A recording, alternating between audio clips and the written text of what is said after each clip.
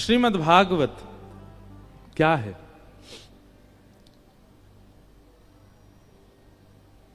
अनेक रूप हैं भागवत जी के। बाहर कोई जाके कह दें कि थोड़े न कि यहां जो लोग हैं वो शांति रखें बस।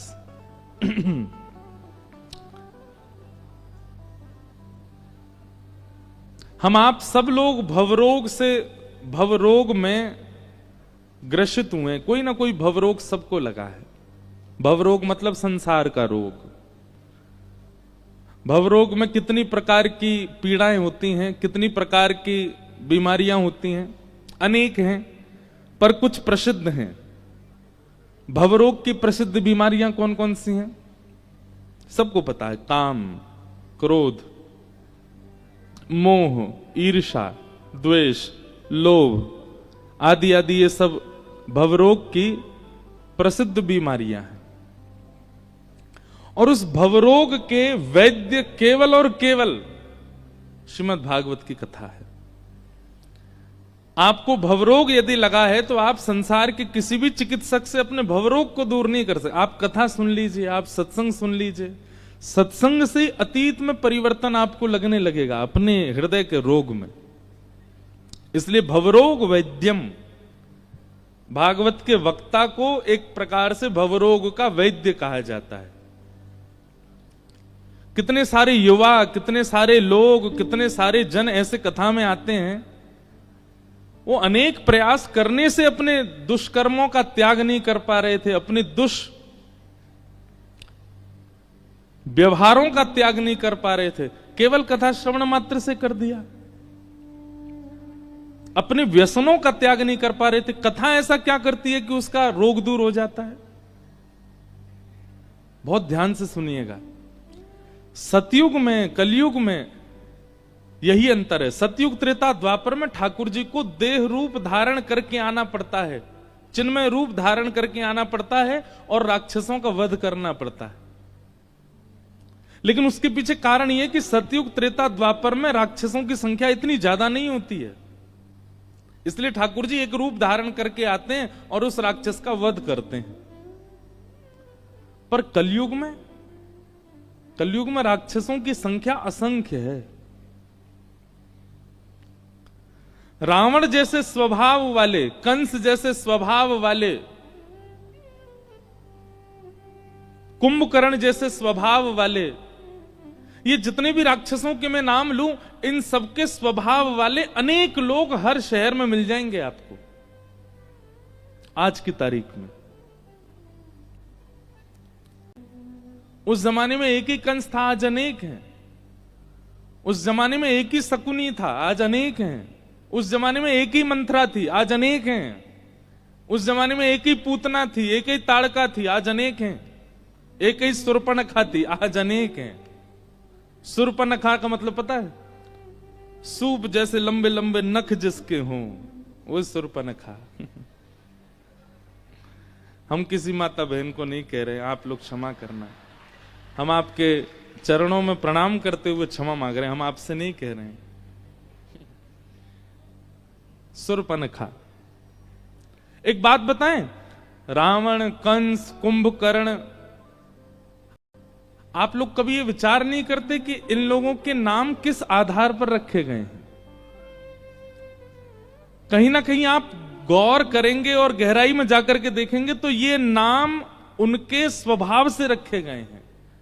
वो जैसा उनका स्वभाव होता है वैसा ही नाम उनका हो जाता है। और कई बार ऐसा भी पता चलता है कि ये उनके वास्तविक नाम नहीं है, ये उनके वास्तविक नाम नहीं है। तो फिर कैसे पड़ गए ये नाम?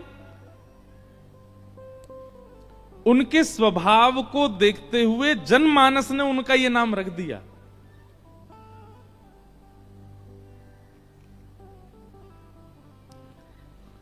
रावण, जिसके रव से, जिसके मुख से निकले हुए शब्दों से वन में बैठे हुए ऋषि महाऋषि भी भयभीत हो जाते हैं, वो रावण है। जिसके रव को सुन करके, उसका रव नहीं है, वो तो चिंघाड़ता था, चीखता था। उसका दूसरा नाम क्या? दशानन। 10 मुख जिसके पास, वो दशानन। तो कहीं ना कहीं इनके स्वभाव, अब हिरण्यकश्यप, उसका नाम हिरण्यकश्यप क्यों? हिरण्य कहते हैं स्वर्ण को, स्वर्ण की जो तकिया लगाता, मतलब इतना बड़ा भोगी है। लोग तो सोना गले में पहनते हैं, हाथ में पहनते हैं, पैरों में पहनते हैं, कानों में, वो तकिया ही सोने की लगाता है। इतना बड़ा भोगी है, इतना इतना भोग करता है, इसलिए उसका नाम क्या रख दिया? हिरण्यकश्यप। उसके छोटे भाई का नाम हिरण्याक्ष। आक्ष कहते हैं आंख को, और जो आंखों से केवल भोग की वस्तुओं को ही देखता है और खोज खोज करके उनको भोगता है, उसको हिरण्याक्ष। तो कहीं ना कहीं स्वभाव से राक्षसों के नाम रखे गए हैं। आज अनेक हैं, नाम उनका राम होता है, नाम उनका केशव होता है, नाम उनका माधव होता है, नाम उनका मधुसूदन होता है, नाम उनका रमेश होता है, महेश होता है, पर स्वभाव वही है जो रावण का था, वही है जो कंस का था, वही है जो हिरण्याक्ष हिरण्यकश्यप का था। क्यों नहीं आते राम जी फिर उनको मारने के लिए? इसलिए कलिकाल में भगवान ने कथा रूपी अवतार लिया। ये कथा अवतार है ठाकुर जी का। असंख्य लोग बैठते हैं यहां पर, और इन असंख्य लोगों में कहीं ना कहीं आप रावण नहीं है, आप कंस नहीं है, आपके भीतर एक स्वभाव के रूप में कंस आ चुका है। और उस स्वभाव को मारने के लिए वक्ता रूपी व्यास मंच पर बैठकर के श्रीमद् भागवत रूपी श्री कृष्ण, श्रीमद् भागवत रूपी नारायण से आज्ञा करता है, से निवेदन करता है कि सामने बैठे हुए राक्षस का वध कीजिए। और वो वक्ता के मुख रूपी म्यान से एक बाण शब्द का ऐसा छोड़ते हैं कि सामने बैठे हुए श्रोता के चित्त में जो राक्षस होता है उसका दहन हो जाता है।